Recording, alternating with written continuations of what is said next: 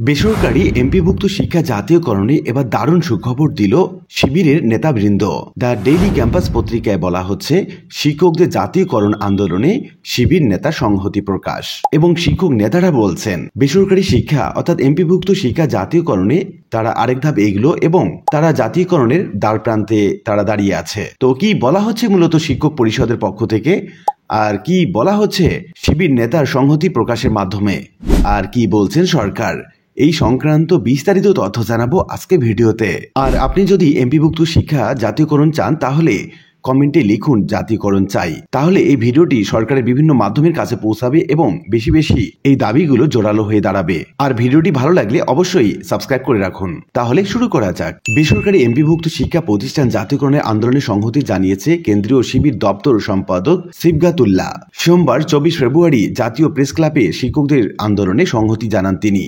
শিক্ষকদের আন্দোলনে সংহতি জানিয়ে সিবগাতুল্লাহ বলেন, আপনাদের দাবি যেন বাস্তবায়ন হয় সেই প্রত্যাশা করছি। এই বিষয়ে জানতে চাইলে এমপিভুক্ত শিক্ষা প্রতিষ্ঠান জাতীয়করণ প্রত্যাশী জোটের সদস্য সচিব অধ্যক্ষ দেলোয়ার হোসেন আজিজি দ্য ডেইলি ক্যাম্পাসকে বলেন, শিক্ষক প্রাণের দাবির প্রতি সমর্থন জানাতে সিবগাতুল্লাহ এসেছিলেন। আগামীকাল আরও কঠোর কর্মসূচি পালন করা হবে জানিয়ে এই শিক্ষক নেতা বলেন, আগামীকাল মঙ্গলবার সবচেয়ে বড় শিক্ষক জমায়েত হবে। এদিন শিক্ষকদের পরিবারের সদস্যরাও সমাবেশে অংশগ্রহণ করবেন।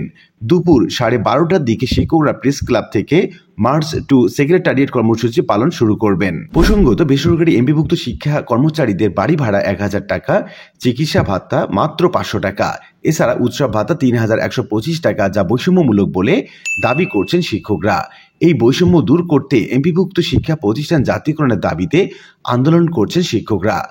গত 12 ফেব্রুয়ারি জাতীয় প্রেস ক্লাবের সামনে অবস্থান কর্মসূচির মধ্য দিয়ে কর্মসূচি শুরু হলেও পরবর্তী সচিবালয় অভিমুখে পদযাত্রা, প্রধান উপদেষ্টার বাসভবন অভিমুখে পদযাত্রার কর্মসূচিও পালন করেন তারা। এছাড়া 3 দিন প্রতীকী অনশন কর্মসূচিও পালন করছেন আন্দোলনরত শিক্ষকগণ।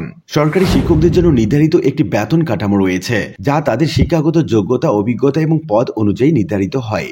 এটি জাতীয় বেতন স্কেলের সঙ্গে সামঞ্জস্যপূর্ণ এবং নিয়মিত বেতন বৃদ্ধি, ইনক্রিমেন্ট, পেনশন সুবিধা, চিকিৎসা ভাতা, উৎসব ভাতা এবং অন্যান্য সুযোগ সুবিধা পেয়ে থাকেন, যা তাদের আর্থিক উন্নতি সহায়ক এবং জীবনের নিরাপত্তা নিশ্চিত করে।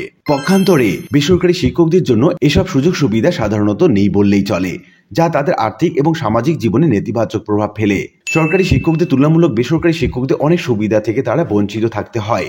বেসরকারি শিক্ষকরা অবসর গ্রহণের পর পেনশন সুবিধা পান না, যা তাদের অবসর জীবনে আর্থিক নিরাপত্তা অনিশ্চিত করে। এমনকি তাদের জমাকৃত প্রভিডেন্ট ফান্ডের টাকা এবং অবসরকালীন টাকা পেতে বছরের পর বছর পায়ে জুতা ক্ষয় করতে হয়। এতে অনেক শিক্ষককে অবসরে এসে বেতন ভাতাবিহীন অবস্থায় পথে বসতে হয়। তাদের বরণ করতে হয় বার্ধক্যজনিত এক করুণ জীবন। সরকারি শিক্ষকদের ঈদ, পূজা এবং অন্যান্য উৎসবের সময় উৎসব ভাতা দেওয়া হয়। বেসরকারি শিক্ষা প্রতিষ্ঠানের শিক্ষকদের সিকিভাগ উৎসব ভাতা দেওয়া হয়, যা তাদের উৎসবের সময় আর্থিক সংকটে ফেলে। সরকারি শিক্ষকরা সরকারি হাসপাতাল এবং স্বাস্থ্যসেবার ক্ষেত্রে বিশেষ সুবিধা পেয়ে থাকেন এবং প্রতি মাসে চিকিৎসা ভাতা পান। বেসরকারি শিক্ষকদের জন্য এই ধরনের সুবিধা অনুপস্থিত এবং চিকিৎসা ভাতা নামে মাত্র। তাদের অসুস্থতার সময় নিজের খরচে চিকিৎসা করতে হয়। বেতন বৃদ্ধি এবং ইনক্রিমেন্টের ক্ষেত্রে সরকারি শিক্ষকদের বেতন নির্দিষ্ট সময় অন্তর বৃদ্ধি পেলেও বেসরকারি শিক্ষকদের ক্ষেত্রে এই সুবিধা অনুপস্থিত থাকে। সরকারি চাকরির তুলনায় বেসরকারি চাকরির স্থায়িত্ব এবং নিরাপত্তা কম। বাংলাদেশ শিক্ষা তথ্য এবং পরিসংখ্যান ব্যুরো ব্যানবেইস বাংলাদেশ শিক্ষা পরিসংখ্যান জরিপ 2023 এর মতে, বেসরকারি মাধ্যমিক বিদ্যালয়, উচ্চ মাধ্যমিক, কলেজ, মাদ্রাসা এবং কারিগরি প্রতিষ্ঠানে কর্মরত সহকারী শিক্ষক, সহকারী প্রধান শিক্ষক, প্রধান শিক্ষক, প্রভাষক, অধ্যক্ষ সহ মোট 4,31,244 জন এবং শিক্ষার্থী মোট 1,23,83,936 জন।